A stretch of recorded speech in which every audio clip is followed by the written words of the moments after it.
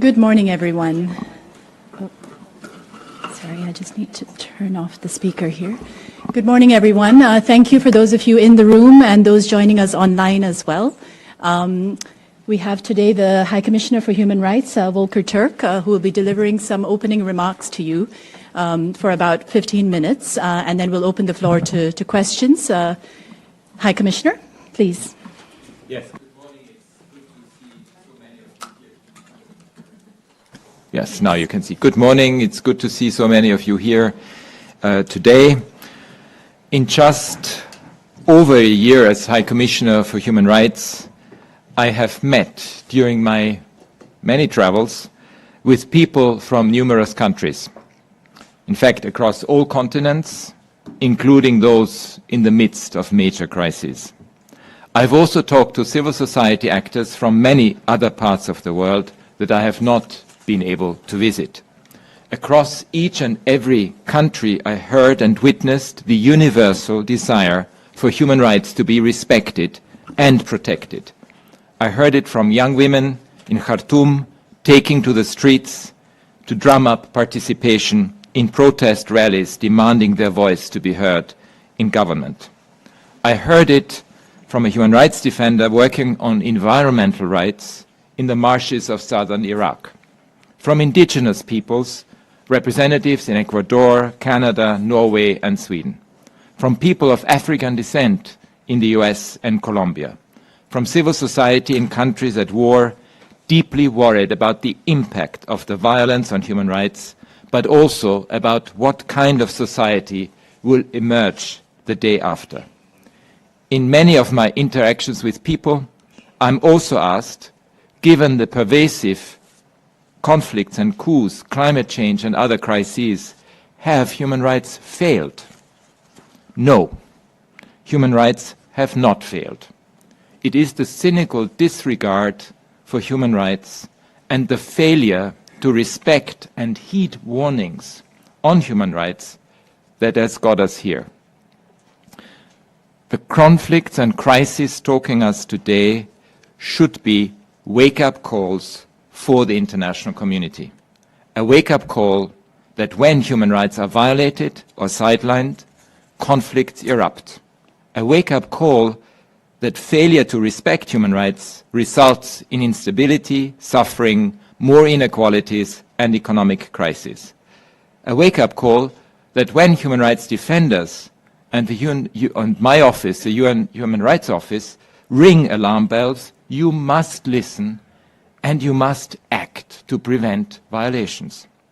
Human rights must be at the center of governance, not just beautiful speeches by high-level officials. They must be in policies and laws and guide how these laws and policies are implemented, the nuts and bolts of human rights work. They must be the common thread running through all aspects of governance, economy, and society.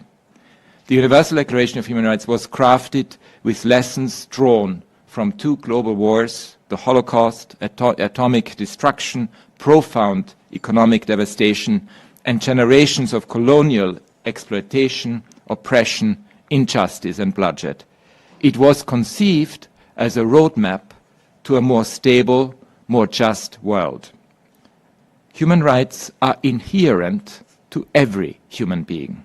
Leaders who ignore this truth imperil the people they are meant to serve.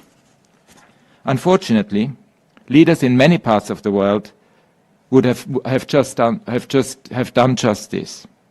As a result, we are seeing violent conflict increase and intensify across the globe.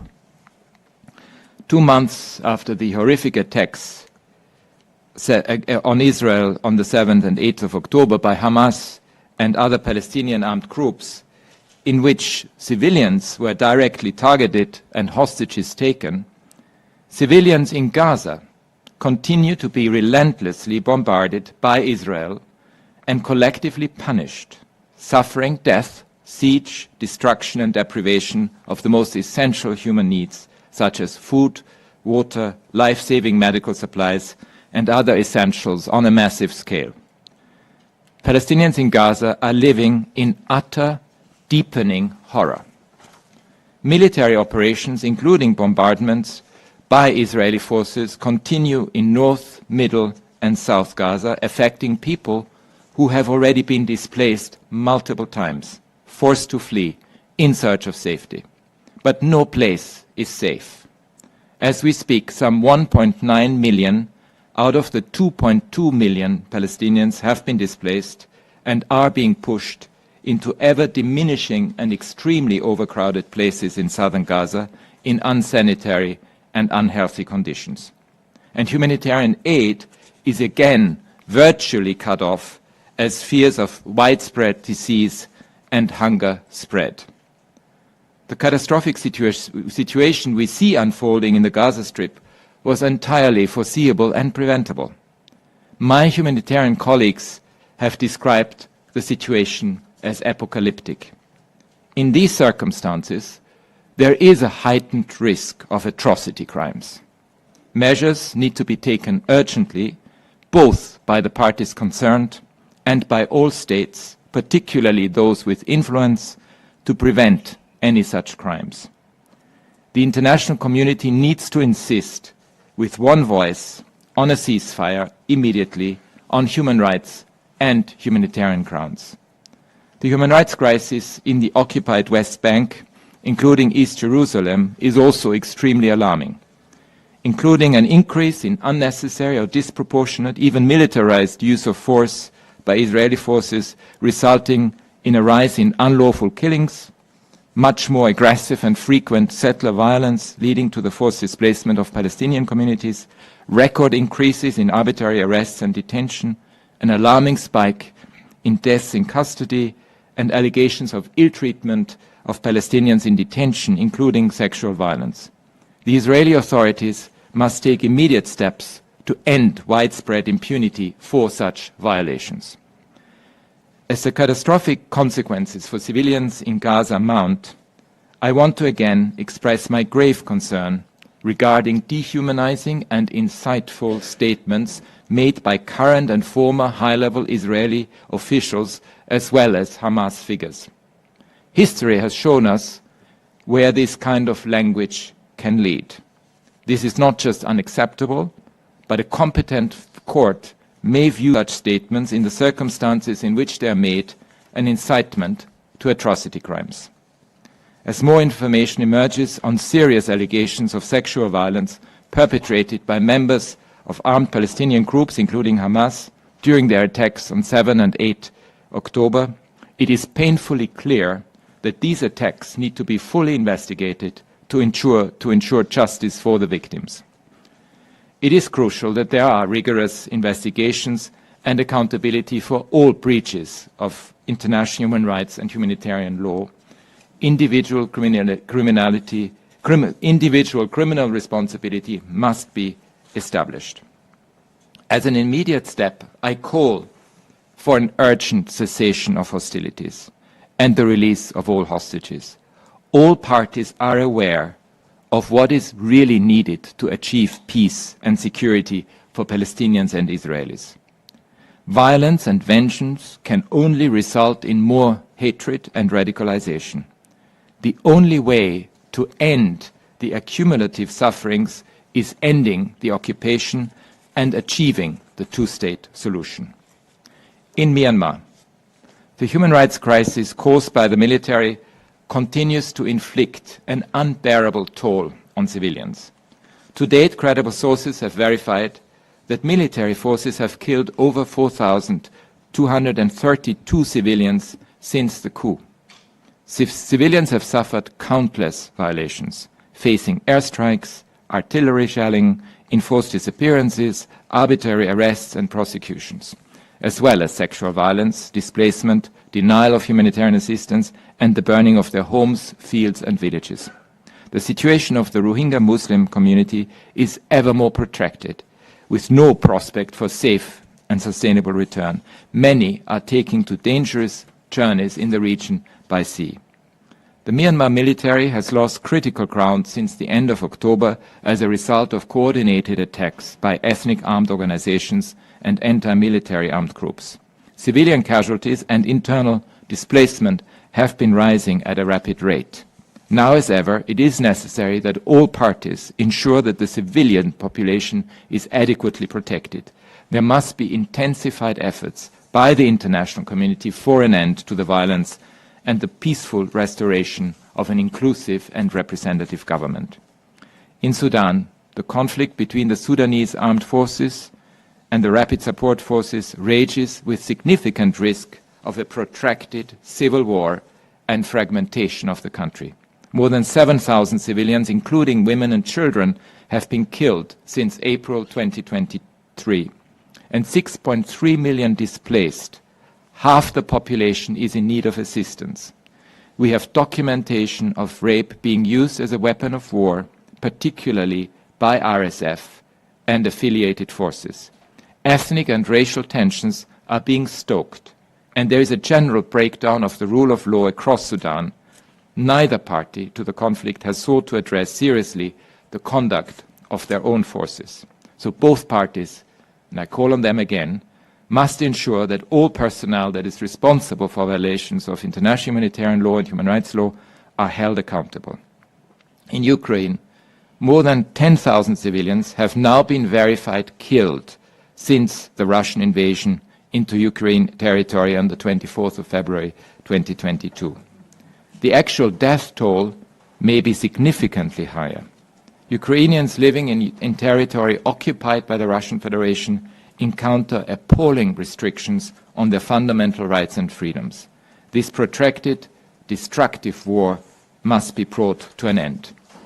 Unconstitutional changes in government, including military coups in Burkina Faso, in Chad, in Guinea, in Mali, in Niger, have significantly weakened human rights protections and the rule of law in these countries. It is vital that the transitional authorities commit and adhere to timelines towards a return to democratic rule and take effective steps to protect human rights during that process. I'm also following with growing concern the political crisis in countries like Guatemala, Peru, and Nicaragua, and their impact on human rights. In Guatemala, I'm particularly alarmed at continued and systematic attempts, in particular by the Attorney General's office, to undermine the outcome of the general elections that were held in June and August this year. I urge all Guatemalan authorities to refrain from any further attempt to challenge the election results and to ensure that all human rights, including the rights to freedom of peaceful assembly and expression, are fully respected. The will of the majority of the Guatemalan people must prevail and democracy safeguarded with the support of the international community. In the coming year, elections are scheduled to take place in more than 70 countries, covering half of the world's population. In the pre-electoral period, it is particularly important to ensure that the right to freedom of expression, peaceful assembly, association, and political participation are fully respected. Unfortunately, pre-electoral periods are often fertile ground for extremism, stoking of fears, hate-filled rhetoric, and the politics of division, distraction, and deception. I urge political and other leaders to refrain from sowing fear of the other, creating divisions, and instrumentalizing differences to win votes. These elections will be among the first in the era of widely available generative artificial intelligence. There are obvious risks of unusually powerful propaganda and disinformation being produced at scale by a growing assortment of actors. It will be more important than ever to ensure that states and technology companies can respond to online harmful content in a way that upholds our rights to information, our right to debate openly and freely, and which also uses human rights as a guide to address harmful speech that discriminates and incites to violence. Over the past 2 months, there has been a sharp rise in hate speech, both online and offline, in particular anti-Semitism and anti-Muslim bigotry. Homes and religious buildings around the globe have been defaced to frighten and provoke hate. Political leaders have also used inflammatory, toxic, and hateful rhetoric. This must be vigorously condemned, and international human rights law is absolutely clear on this. Also unacceptable is the vilification of human rights defenders, including civil society actors, UN independent experts, UN officials and others, who speak about rights violations. I urge states to engage on the substance of allegations rather than unjustly attempting to discredit the messenger. At COP28, my office is joining others to press for more action to address the climate crisis and secure the right to a clean, healthy and sustainable environment. I'm worried that those trying to highlight the harmful impact of climate change and the need to act now may be drowned out by powerful voices who have, at best, mixed agendas, including in support of the continued use of fossil fuels. Fulfilling the rights to life and a healthy environment requires the equitable phase-out of fossil fuels, and we know that human rights law requires that those responsible for climate harms, including states and businesses, to be held accountable for remedying them. It is time that we ensure that environmental destruction carries criminal sanctions as an essential deterrent. The future of our planet and our generations to come are at stake, and it is essential that the voices of civil society representatives are heard loud and clear in crafting actionable solutions. At this somber moment in history, I look forward to hosting next week on the 11th and the 12th of December a high-level event marking the 75th anniversary of the Universal Declaration of Human Rights, to take stock of where we are, how we got here, what lessons to be learned, and what can we do to craft a better future for all human beings, no matter where and no matter who. Thank you. Thank you, High Commissioner. We will be sending the High Commissioner's opening remarks by email to you all shortly. A reminder as well that this time we have simultaneous interpretation into French and Arabic. The High Commissioner will have to respond to all questions in English, but they will be translated into French and Arabic because of the arrangements with the interpreters. So we'll start with questions from the room. We'll take two at a time in order to get as many in as possible. We'll start in the front row here, please. Stéphane, and then Laurent and... Thank you. Thank you, High Commissioner, for this briefing. As you said, we're days away from the 75th anniversary of the Universal Declaration of Human Rights.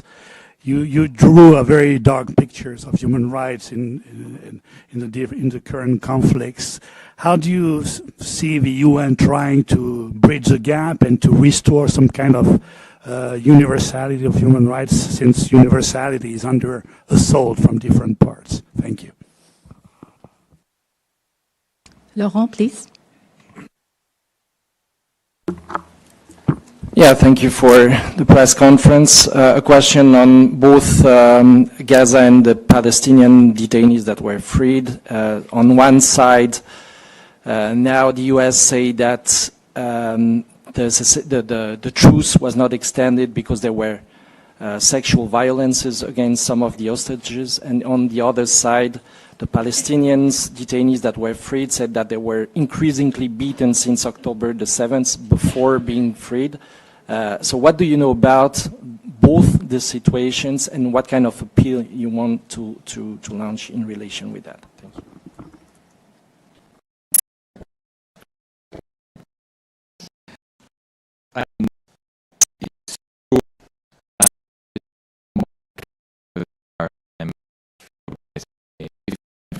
It's the end of the the Second World War. Plus, we have about a quarter of humanity now living in extremely dire, precarious situations affected by violence and conflict. And I've only just highlighted a few situations. I didn't even highlight Haiti, the deteriorating situation in Syria, for example, Afghanistan, and so forth. I mean, we could go on.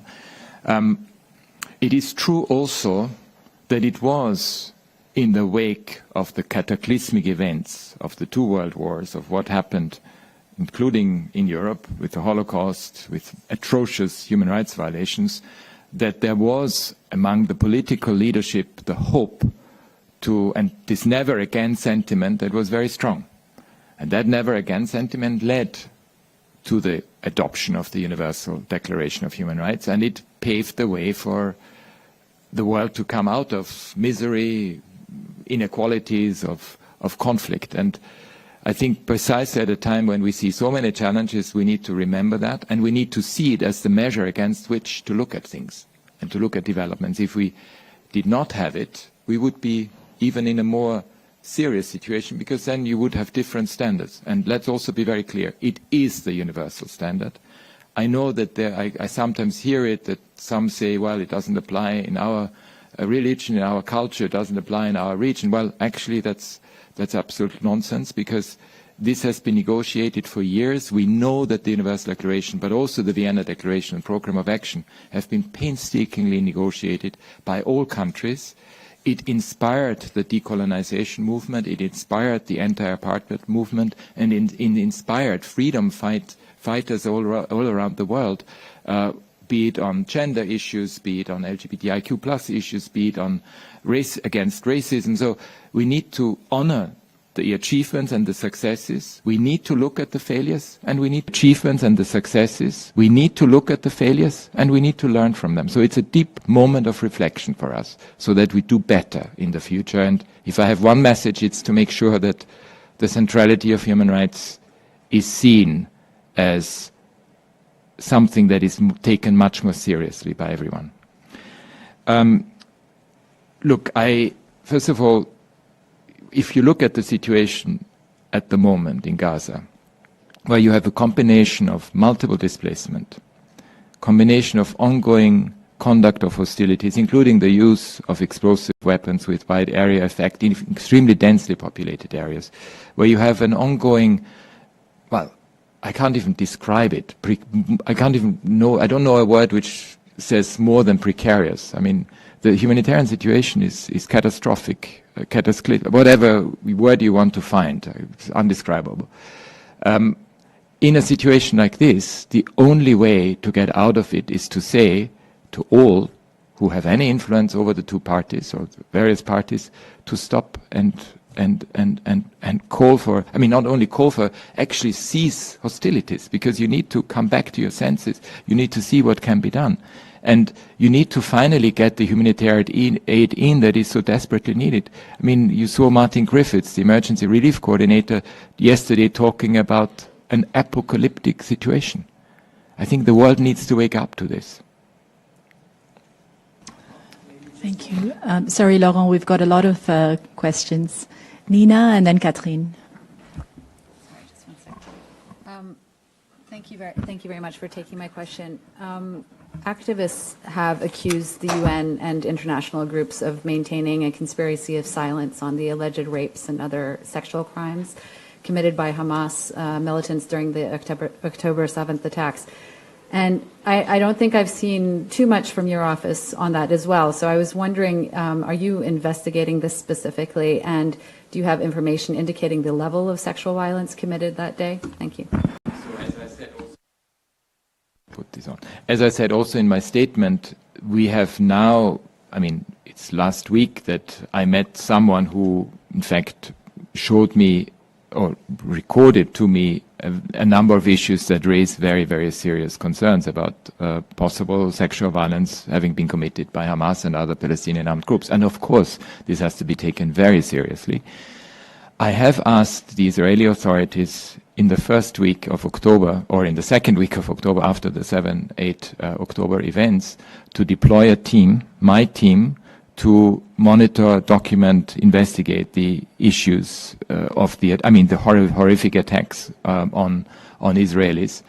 I've repeated this call, and I hope it will be heeded. But so far, I haven't received a response. It is clear, atrocious forms of sexual violence need to be thoroughly investigated, and we need to make sure that justice is served, because that's what we owe the victims. Catherine, and then Jamil. Yes, good morning, sir. Thank you for being with us this morning. I'll go back to Gaza, Israel, but regarding journalists. Journalists have been openly targeted by the Israeli army, not only in the OPTs, but also in Lebanon. Casualties are reaching more than 60 of our colleagues that have been killed. Is your team or one of your teams monitoring those deaths? And what is your call about targeting civilians that are just doing their jobs? Thank you. Jamil? Yes, sir. Jamil Shade from UOL in Brazil. You mentioned fossil fuel in COP28. Despite some reduction in deforestation in the Amazon, President Lula has the plan to explore oil in the Amazon. What is your message in that case specifically? Thank you.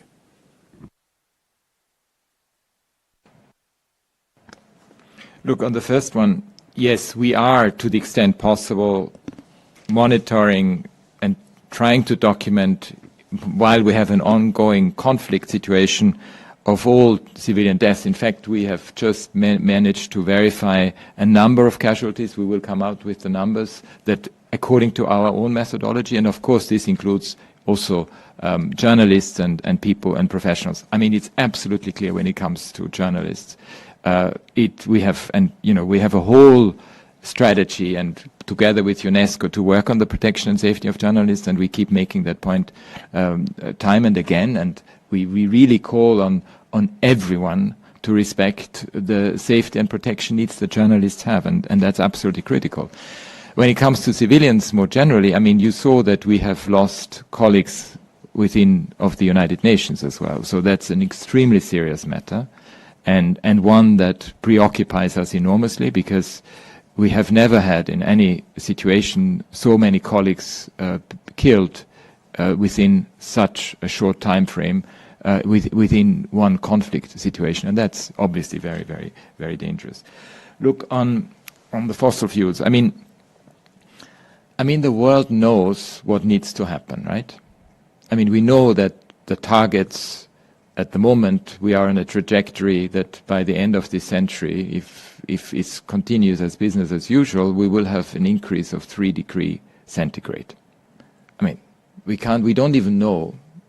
I mean, no one, I mean, there may be some who know more about it, but any modeling of strategic foresight of the tipping points that it would bring about are, again, beyond apocalyptic. It's a dystopian future, because it would mean the increase in sea level and water levels around the world to a degree that some of what we know now as habitable would no longer be habitable. We know that it would lead to massive displacement. It would lead to massive competition over scarce resources. We already see this happening if you look at the Sahel region, for example, but even my own situation when I went to Iraq, I could see the tensions.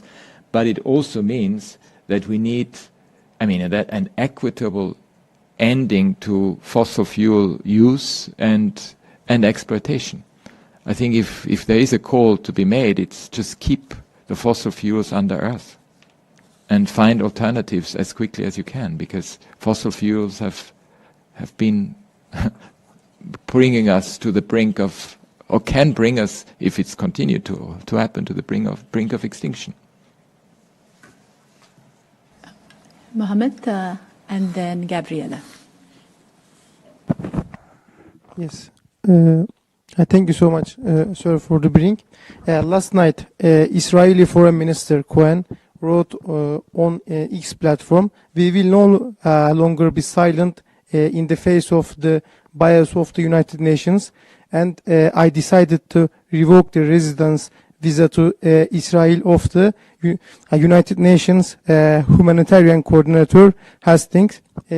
I was wondering, what would you like to say about his comment about the United Nations and his step against the United Nations staff personnel? Thank you. Thanks, Mohammed. Gabriela?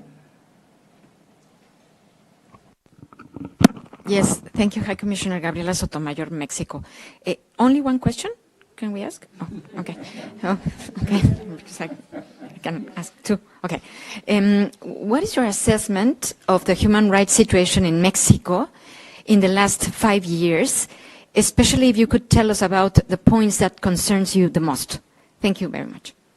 And thank you for being here.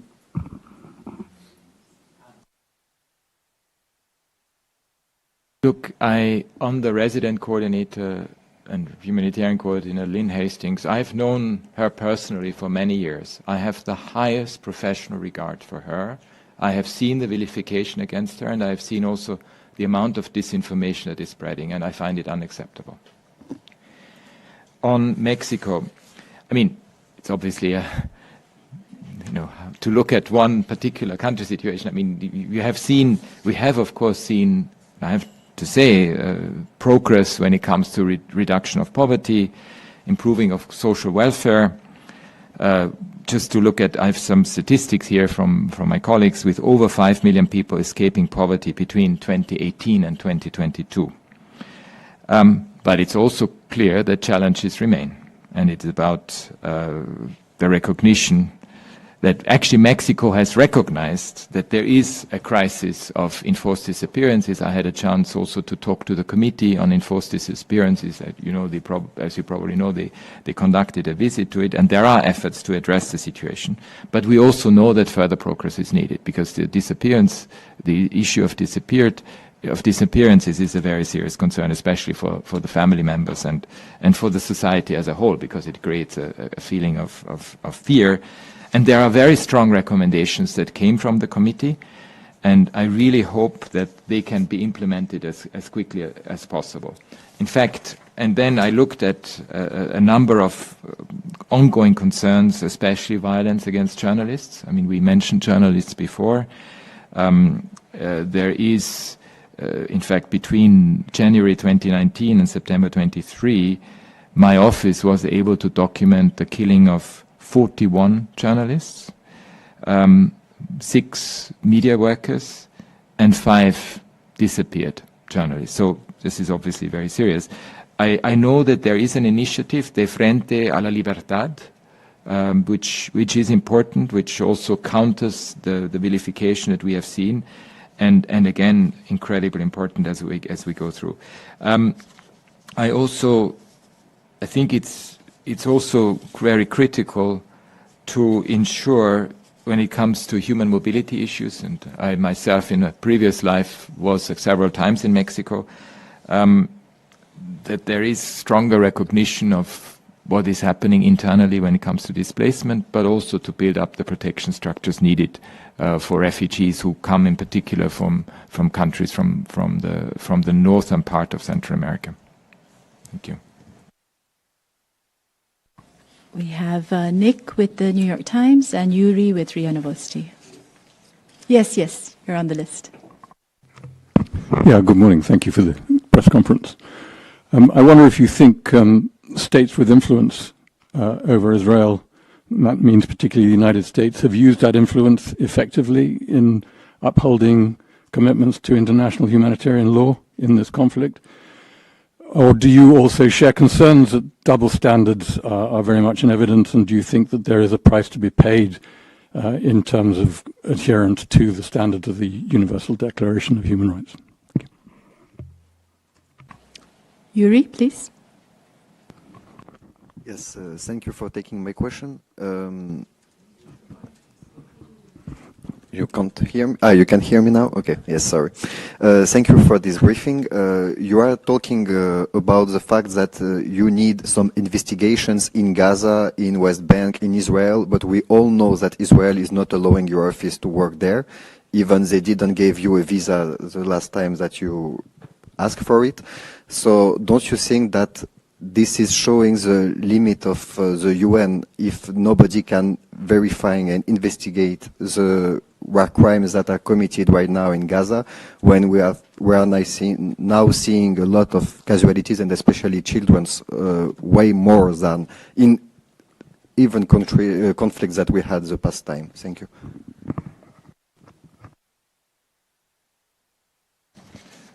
Look, it's clear that when it comes to a conflict, any conflict really, that there is a particular responsibility for countries who are not party to the conflict, but who have influence over the warring parties to use that influence to ensure that there is compliance with international humanitarian law and international human rights law. And that is an expectation from all the state parties to these instruments, because it's a common trust. It's something that we cannot avoid, because even if you're not directly involved in the conduct of hostilities. So I hope that in the discussions that are taking place, and I can only deduct this from media reports that I've seen, that indeed there are discussions about the absolute need for compliance with IHL and international human rights law standards. Do I wish this to be stronger? Of course. We want this to be absolutely clear, and we want this to be part of a robust discussion. Because we also see the consequences. I mean, the combination of factors that I described earlier are such that raise the highest levels of alarm. And there is then an obligation, even more so, for states with influence to exercise that influence robustly. When it comes to what you also mentioned in terms of double standards, when it comes to us in the UN, we don't apply these double standards because we have a non-selectivity approach. And I can tell you, whenever it comes to any of these type of violations, we are very clear about what they constitute, what more we need to do, and how we document them. And it is, of course, much more difficult when you have an active, ongoing war happening. It is easier if, the dust settles and you can actually start your investigative work, as, for instance, we could do in Ukraine, for example. I mean, it took us about 9 months to come up with our first report on what happened in Bucha, for example. Just to give you also the comparison. I mean, it's important for us to do according to our very rigorous methodology to do this type of work. And of course, this is much more difficult now because you have an ongoing war and you have contested narratives. As a result, again, much more important that there are independent investigations and that they are taken seriously. Look, on accountability and investigations, yes, there are limits at the moment, but at the same time, as you can see, there are ongoing investigations by the prosecutor of the International Criminal Court. You have the Commission of Inquiry that is looking into both what was happening in Israel as well as in Gaza. You have my own office that tries to do its best, including through its remote work.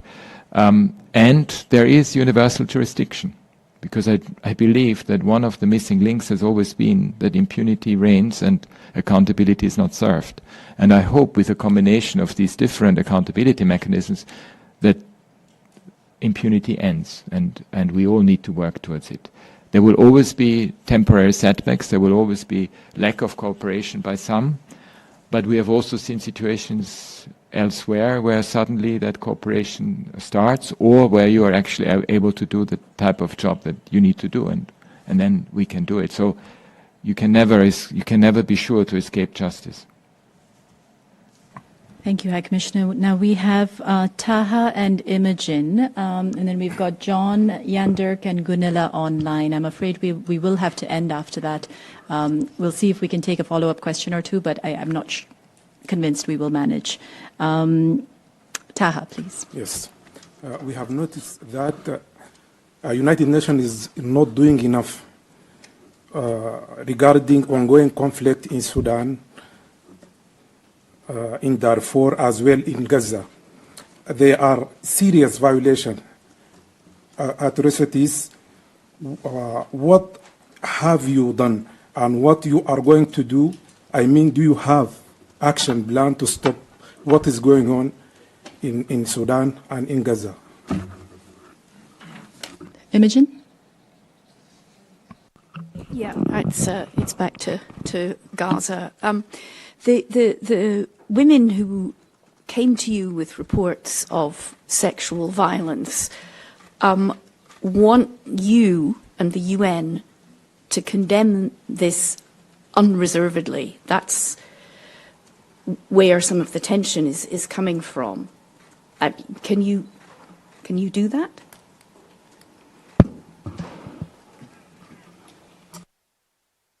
On Sudan, my office, as you probably know, it was my first mission when I took over as High Commissioner because I wanted to pay particular attention to the situation in Sudan. It was in November last year, so it was obviously before the current crisis.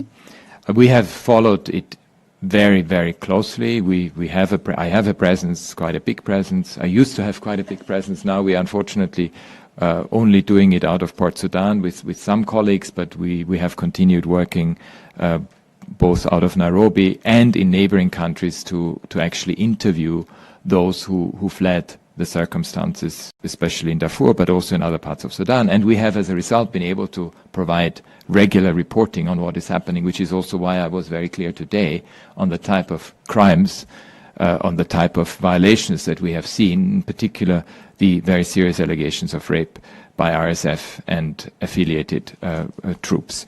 Again, the issue is accountability. In Sudan, accountability was the missing link. And I really hope that both when it comes to ICC investigations that are also ongoing in relation to Sudan, but also when it comes to universal jurisdiction, that accountability is served and needs to be served, and we will do whatever we can to continue monitoring, documenting and reporting the situation. I did not meet with women who are survivors of sexual violence. I met with an academic who informed me about some of the things and that was only last week. It is clear, and I can only say it again, we owe it to the victims that there are serious investigations of any of such allegations and that justice is served. And of course, the sexual violence, there is a very long-standing practice of condemning sexual violence, but it is also important for us to be able to investigate these allegations. Right, we've got John, Yandirk, and Gunilla on the platform.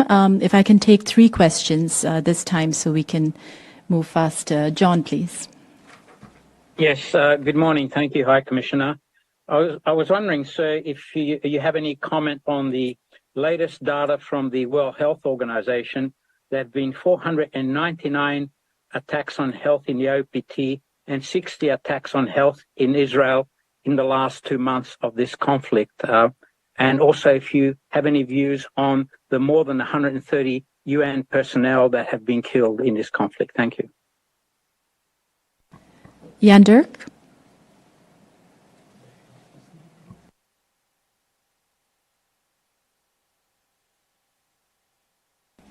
Yandirk Heberman? We can't hear you. Oh, can't hear me. Yes, we hear you now. Okay, great.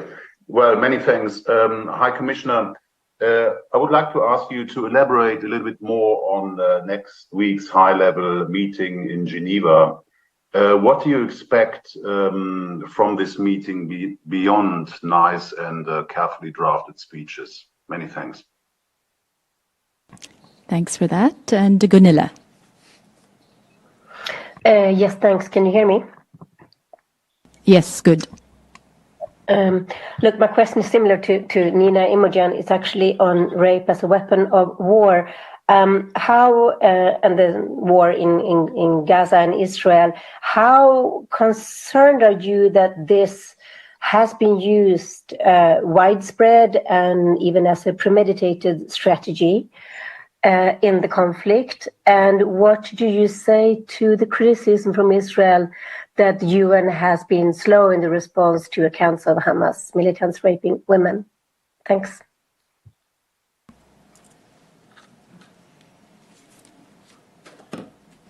Look, first of all, it is, and I think I may have said something incorrectly before, it is 130, the number of colleagues killed in Gaza is 130. So it's important to get the figure, which is a shocking number. And you can imagine what this means, including, by the way, I also have a lot of our own staff who keep telling us that their family members have been killed. Some of them live, they have all become victims in Gaza themselves. So it is obviously an extremely worrying and troubling situation for our staff and the security of our own staff, which is really unprecedented. It comes to the hospitals. I mean, we have, well, I mean, because of course under international humanitarian law, these are protected this is protected civilian infrastructure. And we have seen a number of cases where there have been airstrikes on schools, on hospitals or medical facilities, refugee camps, and we have serious concerns about the proportionality of these attacks, which, you know, there are the principles of necessity, distinction, precaution, and proportionality, and they need to be looked at very vigorously, whether they were properly applied in these cases. But if you look at the number of civilians, you have a lot of, obviously it raises huge concerns and very serious and very serious areas. And especially if you look in particular at the fatality rate. I mean, we have, according to the Gaza Ministry of Health, 16,000 Palestinians killed, including 6,150 children, more than 4,000 women. And our own office has done the initial verification according to our own methodology, and we have so far verified 1,114 fatalities, and our own indication, it's about 65% being women and children. So that gives you already quite a good indication of the type of questions that would have to be asked if you look at the application of IHL in these circumstances.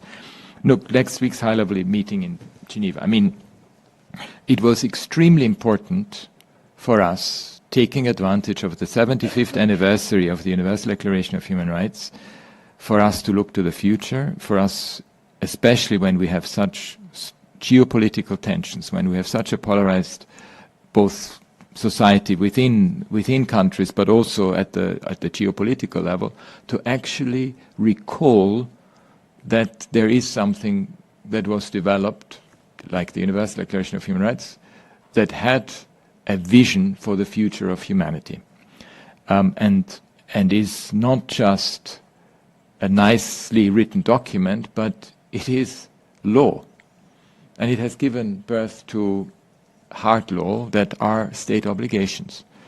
And as a result, we had a whole 1 year preparation at national level with different stakeholders, with businesses, with civil society, with member states, with governments at both national and regional level to look into what are the successes, what are the achievements, but what are also the failures, and what lessons do we learn from it. The event itself, we have tried to innovate it. We didn't go into the usual plenary type meetings. We wanted an interactive dialogue, including by heads of government, heads of state, foreign ministers and so forth. And we hope that it will not, I mean, we have asked them not to be scripted, to actually share with us their thinking, because we do think that the political leadership of the world needs to not only live and breathe human rights, but also needs to make sure that the centrality of human rights is understood. So that's what our expectation is, that we would first of all see a lot of pledges, and we have now an indication that over 100 countries, probably even more as we speak. I mean, we keep getting more and more pledges. Pledges meaning commitments to the human rights cause with hopefully transformational changes that come with it, that we would get a huge collection of commitments from member states, from civil society, from businesses. And so there's a lot, a huge, we will hopefully harvest a very rich material of commitments on the human rights front. We will hopefully also have very important discussions at different levels that point to the future, that are a deep reflection moment, but also make sure that the strengthening of the human rights pillar is going to be part also of the Summit of the Future next year. Because we know that there's going to be a big Summit of the Future in New York. Human rights has to be central to it in all its aspects, and I hope we have a clarion call coming out of this meeting for that purpose.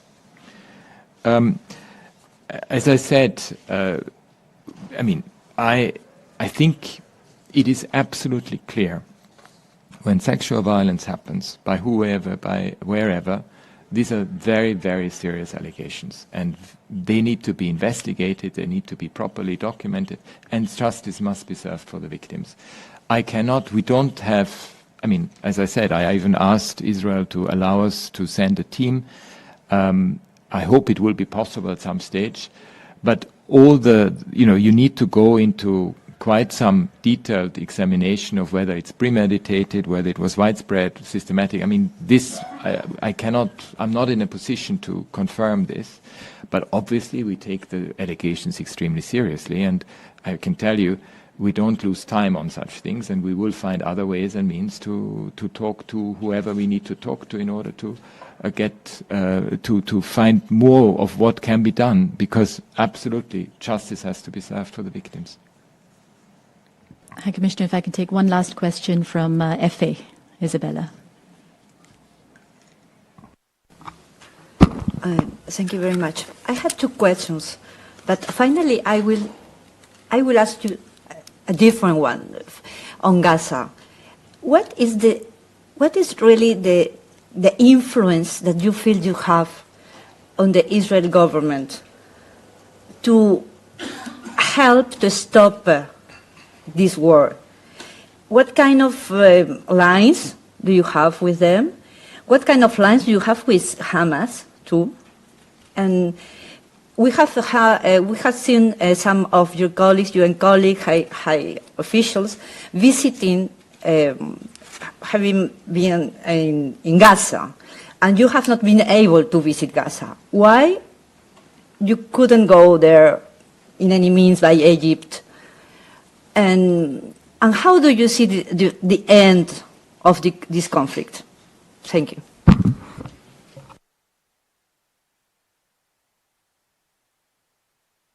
So I have asked to go to both Israel, to the occupied Palestinian territory, Gaza, and the West Bank, but so far I have not received a response. I hope it is still possible. So you cannot just go into Gaza. You need the authorization from all the parties. So that's why it is. So that's how it is. I hope that we have influence over both parties in the way that we both intervene with them behind closed doors, but also in the way that we talk about and advocate about what we are seeing publicly. I cannot give you a measure of whether that has led to this, that, or the other, but one thing I can say, I think we can say that in some public discussions, it was becoming clearer that there are very serious concerns from an IHL and International Human Rights Law perspective, and I think it has helped influence some of the discussions in the public in a number of countries that have influence over Israel. Yeah, and I should say, of course, Israel is the occupying power for the OPT, so they can decide who enters and who doesn't enter. So I depend on their authorization for it. How do I see the end of it? I think one thing is very clear: it cannot go back to what it was. It's clear that, and I've said it at the March Human Rights Council meeting very, very clearly, that the only way out of the situation is to end the occupation and to find a political solution that has been on the table for decades, which is the two-state solution. There's no other way around it. You cannot. If I don't know what else needs to happen to actually come to that conclusion? And I think that's absolutely critical, that we do think about the day after and how to get there, and that we work with both Palestinians and Israelis who want a future, a peaceful future for both. And I have met them. I have met Palestinians and Israelis who are you're not hearing their voices, but who actually believe in peace and who want to make it happen. And I hope that they will be much stronger in the future. Thank you. Thank you very much, High Commissioner. I've just received information about next week's event from Liz over there. 120 states will be pledging in person at last count. The figure keeps changing, as the High Commissioner was saying. We've received 48 pledges also from civil society organizations, 17 from national human rights institutions, 11 pledges by UN entities and international intergovernmental organizations, and we've received another 52 pre-recorded videos with pledging messages, including 8 by heads of state and government and 8 by ministers of foreign affairs.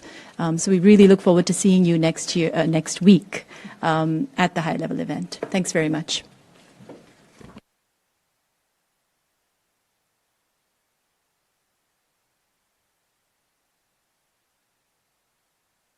Recording stopped.